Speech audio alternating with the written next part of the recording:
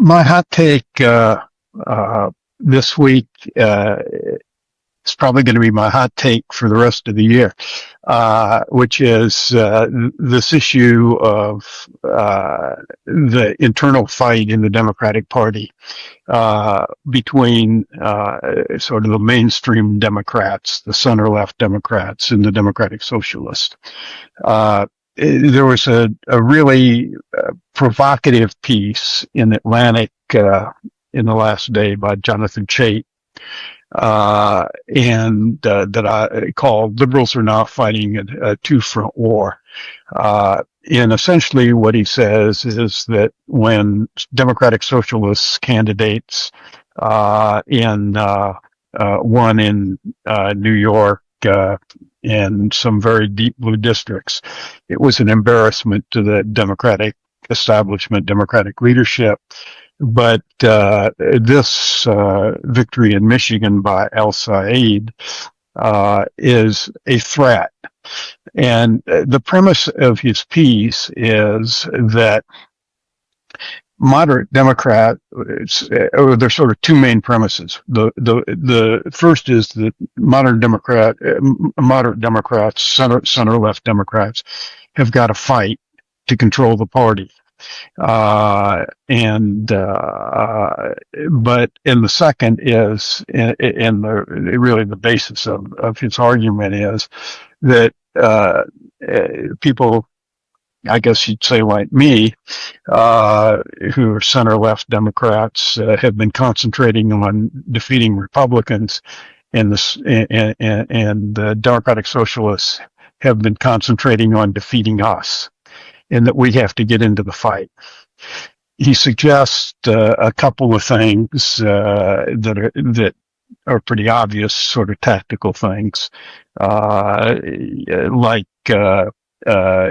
separating ourselves with AIPAC, which the American-Israeli Public Affairs Committee, which has been funding a lot of these campaigns, funded Haley Stevens' campaign in Michigan, and is just very unpopular in the Democratic Party. Probably, as Rahm Emanuel has proposed, we have to modify the position on Israel.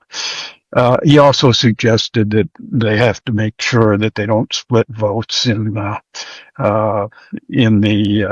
primaries by having several candidates while the Democratic Socialists have one.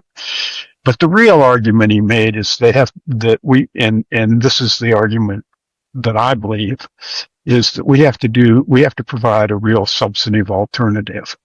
The Democratic Socialists have policies and it's hard because they have policies, as Craig has said, people who vote in primaries are not necessarily very reflective of people who vote in the general.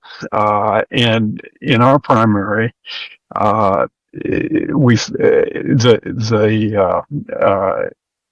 voters in our primary are much more receptive to Democratic Socialist ideas than the electorate at large. I mean, the Democratic Socialist ideas are very unpopular in the electorate at large, but they have a strong base and are sometimes very popular in the Democratic Party.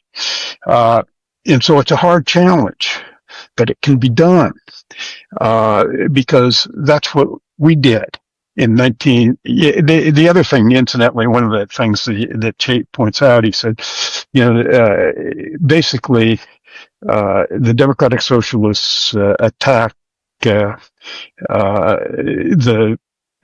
center-left Democrats for all their failings, and then propose all these ideas. But they also don't use the facts right. El-Sayed, for example, has argued that, and made the argument that Michigan became a swing state because of what he called the neoliberals. That really means us, the Clinton crowd. And the reality is that Democrats lost Michigan 5 times in a row until Bill Clinton was president. We had lost 5 or 6 presidential elections. And after starting in 1992, I think we won the popular vote for in every presidential election until 2024, with the exception of George W. Bush's win in 2004. But I'm not going to dwell on this, but there's a pattern, there's a way to fight the substantive battle, and it takes courage, and we did it. The first thing you do, you need. This was a document called the New Orleans Declaration. We had 13 of the strongest emerging leaders in the country sign this, including Clinton and Sam Nunn and Dick Gephardt and Chuck Robb and Mike SB and Bill Gray. And what we did is we reaffirmed our views to our commitment to long-term democratic principles. We didn't want to replace our party. We wanted to modernize it and reform it. And then I wrote a whole book on it, on how you do it. And you do it by laying out your principles. And the second thing you do is you have some defining ideas, but you have to get a commitment from your elected leadership and the emerging leaders to make the fight. And that takes courage, because you've got to go against democratic interest groups. You got to sometimes take on positions that are popular in your party and not in the electorate as a whole. And you've got to do it on principle. And so we have a big challenge in our party, and I'll be talking about this a lot all year.